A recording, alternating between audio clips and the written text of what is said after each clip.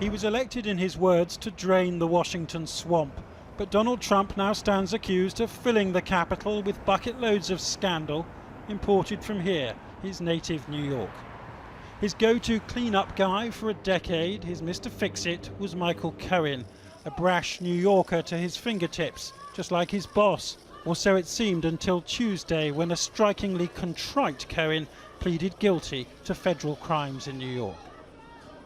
What he did was he worked to pay money to silence two women who had information that he believed would be detrimental to the 2016 campaign and to the candidate and the campaign. That was not all Cohen admitted to. The president's former lawyer owned and traded in licenses for taxi cabs. But this self-confessed crook concealed the income from the taxman. In a city gripped by tales of organised crime, Cohen milked the iconic yellow taxis for all they were worth. Michael Cohen stands accused of evading $1.3 million worth of taxes on his taxi business over a 4-year period. But it's not this which spells trouble for Donald Trump.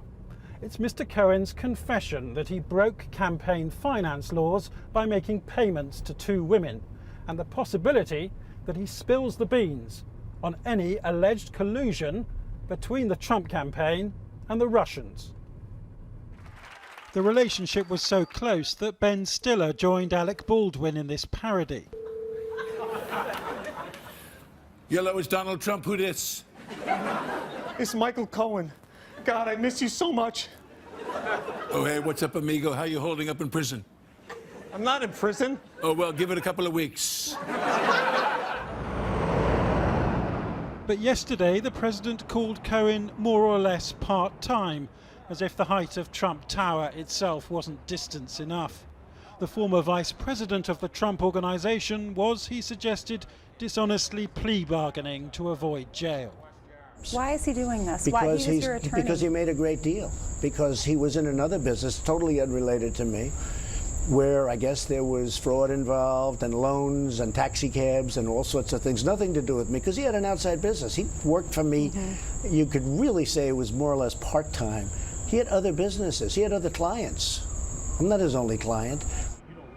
This morning, the president's former campaign advisor, who has himself given evidence to the Russia investigation, turned against Cohen as well. He told me his friend was an unreliable witness in a dispute which has its origins in a simple case of sour grapes. Michael looked at himself as one of Donald Trump's closest political advisors, and he simply was not even given a White House position. As I have said, Michael should have been given a position, perhaps in the he didn't have to be in the West Wing, Jonathan, but he could have been in the EOB, the Eisenhower office building adjacent, and all of this would have been solved. So I understand how he feels. But with that said, we were trying to find the proper role for Michael, because Michael doesn't understand political strategy.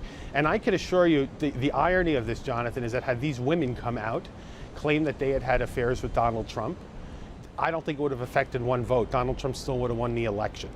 Do you think the president is more likely to be impeached because of what's happened? I don't think the president is more likely to be impeached because it hasn't changed the hearts and minds of the Americans in the political. I don't think that this was set into the cake.